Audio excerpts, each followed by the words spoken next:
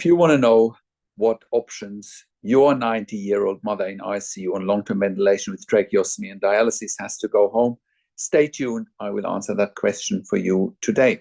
My name is Patrick Hutzel from intensivecareathome.com, where we provide tailor-made solutions for long-term ventilated adults and children with tracheostomies, and where we also provide tailor-made solutions for hospitals and intensive care units whilst providing quality care for long-term ventilated adults and children with tracheostomies and otherwise medically complex adults and children at home, including home BiPAP, home CPAP, home tracheostomy care when adults and children are not ventilated, also home TPN.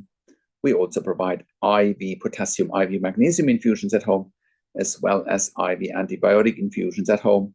We also provide port management, central line management, PICC line management, Hickman's line management, as well as palliative care services at home.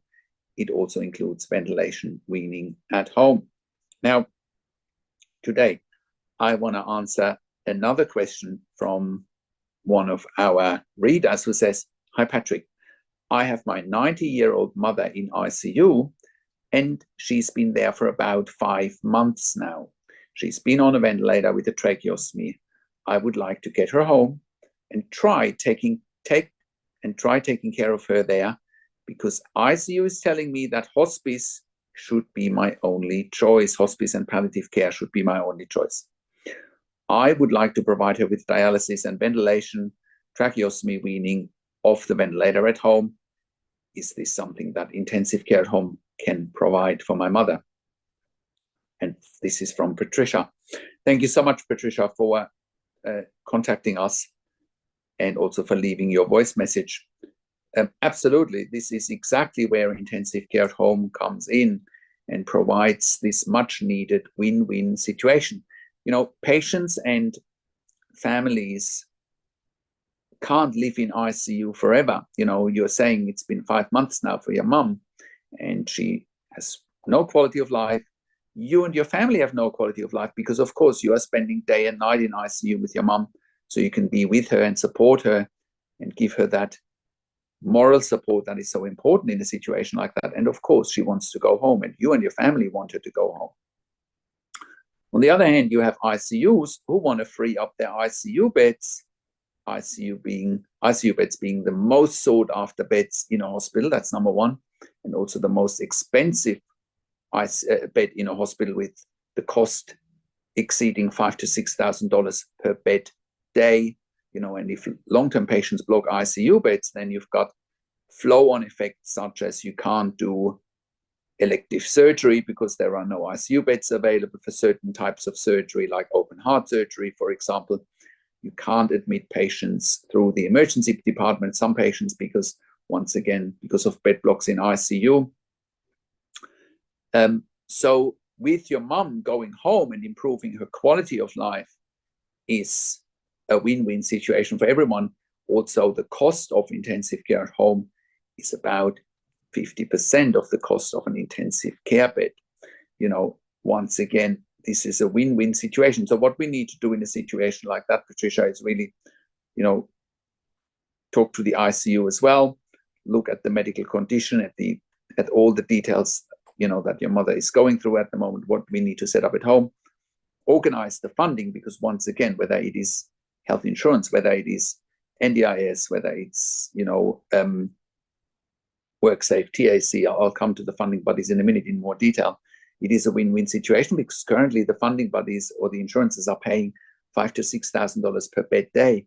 By your mother going home, we can cut the cost of that intensive care bed by approximately 50% and continue care treatment and weaning, dialysis, you know, at home, with creating a stable intensive care nursing team with the oversight of a doctor, making sure your mum is safe at home, but also making sure that from a hospital perspective, she's not coming back to ICU. You know, you want your mum home predictably. We want our clients home predictably, which is what we've been doing here at Intensive Care at Home since 2012. We've been keeping our clients at home predictably since 2012. So once the funding is organized, we then hire ICU nurses for your mum in your area. and create a stable team. It is important that you have a stable team, that you have patients, that you have ICU nurses in your home that you can get to know, that you like and trust, because that takes time. But you have a lot more leverage at home than you have in a hospital, because at the end of the day, you are in control at home, and you can tell us what you want at home, and we work around that and with your preferences, of course. Now, and if you have a similar situation, your loved one is in intensive care, in a similar situation, or you are at home already and you have insufficient support and your loved one keeps going back to ICU all the time, we can certainly put a stop to that. We can certainly help you with funding, because we've been advocating for our clients from day one successfully. Otherwise, we wouldn't be in business. Now, you can reach us at intensivecarehome.com, call us on one of the numbers on the top of our website, or send us an email to info@intensivecarehome.com. Now, with Intensive Care at Home, we are currently operating all around Australia, in all major capital cities, as well as in regional and rural areas. We are an NDIS-approved service provider all around Australia. We are a TAC-approved service provider in Victoria, as well as WorkSafe in Victoria. We are an iCare-approved service provider in New South Wales, as well as NIISQ-approved in Queensland. We are also a DVA, Department of Veteran Affairs approved service provider all around Australia. We have also received funding through public hospitals, private health funds, as well as departments of health. So reach out if you need help, including help with funding. And once again, if you're at home already and you're going back to hospital or to ICU all the time, you have an unstable team, you have potentially support workers looking after you on a ventilator with a tracheostomy, which could be a death sentence, because support workers don't know how to manage medical emergencies, and we have seen people die because of that. I urge you to call us as quickly as possible so we can help you as quickly as possible. Once again, we can help you with funding.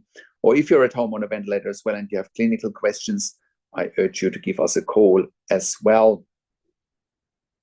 We are also providing level 2 and level 3 NDIS support coordination if you need help with that. We are also providing NDIS specialist nursing assessments if you need help that for yourself or for your NDIS participants, if you are an NDIS support coordinator. And if you are an NDIS support coordinator or a case manager from any other funding bodies and you need a nursing assessment, please reach out to us. We can help you. Or if you need more funding for nursing care and you need the justification, please reach out to us. We can help you with that. We're also sending our critical care nurses into people's homes to avoid emergency department admissions. We have done so successfully in the past for the Western Sydney Local Area Health District as part of their In Touch program. And if you are a critical care nurse and you're looking for a career change, we want to hear from you as well. If you have worked in critical care for a minimum of 2 years, ideally with a postgraduate critical care qualification, we want to hear from you. We currently have jobs in Sydney, Melbourne, Brisbane, in Bendigo in Victoria, in Warragul in Victoria, as well as in Albury, Wodonga on the Victoria-New South Wales border. Please note that we have a tailor-made solution for our clients, which includes regular staff. So we are not a nursing agency where people are coming and going. So please only apply to us if you are serious in working with our clients on a regular basis. And if you are an intensive care specialist, we are currently expanding our medical team as well. We want to hear from you. And if you are an intensive care specialist or ICU consultant and you have bed blocks in ICU, in your ICU, I encourage you to talk to us as well. We can help you eliminate your bed blocks in ICU. You won't even pay for it with the NDIS, for example. And we can improve your patients' and families' quality of life, which is something we should all want to achieve in healthcare. And if you're a hospital executive watching this, we also want to hear from you, because once again, we can help you eliminate bed blocks in ICU, pediatric ICU, ED, and also on respiratory wards. Please reach out to us if you want to have a conversation and if you want to have help. Once again, our website is intensivecarehome.com. Call us on one of the numbers on the top of our website or send us an email to info@intensivecarehome.com. And if you are in the US or in the UK and you need help, we can help you there privately. Please reach out to us as well. Thank you so much for watching. If you like my videos, subscribe to my YouTube channel for regular updates for families in intensive care and intensive care at home. Click the like button, click the notification bell. Comment below what you want to see next, what questions and insights you have from this video. I also do a weekly YouTube live where I answer your questions live on a show. And you get notification for the YouTube live if you are a subscriber to my YouTube channel, or if you are a subscriber to our email newsletter at intensivecarehome.com. You can subscribe there. Thank you so much for watching. This is Patrick Hutzel from intensivecarehome.com, and I will talk to you in a few days. Take care for now.